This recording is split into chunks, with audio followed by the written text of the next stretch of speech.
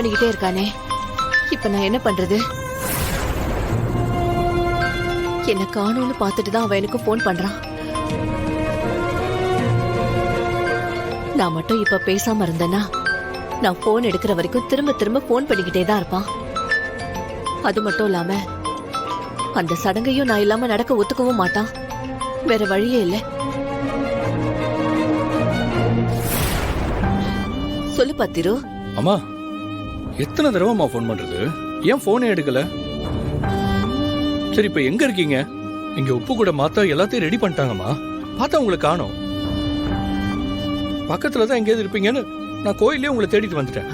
அது திரு, என்னால கொஞ்ச நேரம் கூட நிக்க முடியலப்பா. ரொம்ப ஒரு மாதிரியா ஆயிடுச்சு. அதான் டாக்டரை பார்க்கலான்னு கோயில்ல இருந்து போய்கிட்டு இருக்கேன். எனக்கு இப்படி ஆயிடுச்சுன்னு தெரிஞ்சா அங்க எல்லாரோட மனசும் வருத்தப்படும். அதான் யார்கிட்டயும் சொல்லாம நானே கிளம்பிட்டேன். அம்மா, என்னம்மா சொல்றீங்க? உடம்பு சரியில்லையா? என்கிட்ட சொல்லவே இல்லையே. சரி, இப்ப எங்க இருக்கீங்க? டேய், நான் கோவில் பக்கத்துல ஒரு ஆட்டோ பிடிச்சு வந்துட்டேன். நான் டாக்டரை பார்த்துட்டு வந்துடுறேன். நீ ஒன்னும் பயப்படாத. என்னால உப்பு கூட மாத்திர சடங்கு நிக்க வேணாம். சடங்கு நல்லபடியா நடக்கட்டும். இத பாரு, என் உடம்ப பத்தி நீ கவலைப்படாத. தாத்தா கிட்ட சொல்லி நடக்க வேண்டியதை நல்லபடியா முடிச்சிட்டு வா. மத்ததெல்லாம் நான் பாத்துக்கிறேன். என்னம்மா பேசிட்டு இருக்கீங்க? அதெல்லாம் அப்புறம் பாத்துக்கலாம். இப்ப எந்த ஹாஸ்பிடல் சொல்லுங்க, நான் உடனே வரேன். ஏன் திரு இப்படி பேசுற? இதுக்குதான் உன்கிட்ட இந்த விஷயத்த சொல்லாம கொள்ளாம நான் வந்தேன். இத பாரு, நீ அங்கதான் இருக்கணும். சடங்க பாதியில விட்டுட்டு வரக்கூடாது. அது ரொம்ப தப்பு.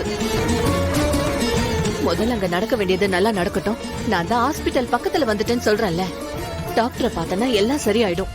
இல்லம்மா, நீங்க என்ன சொன்னாலும் உங்களுக்கு முடியாம இருக்கிறப்போ உங்களை விட்டுட்டு என்னால எதுவும் பண்ண முடியாது. நான் அங்க வரேன். உங்களை பார்த்துட்டு அதுக்கப்புறம் வந்து உப்பு மாத்திக்கலாம்.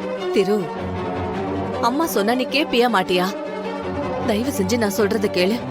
அங்க அத்தனை பேரும் உனக்காக தான் வந்திருக்காங்க. நடக்க இருக்கிற நல்ல காரியம் குறிச்ச நேரத்துல நடக்கணும். நீ கோவிலே இரு. என்னால அந்த சடங்கு நின்னு போச்சுன்ற பேரை எனக்கு வாங்கி கொடுத்துறாத.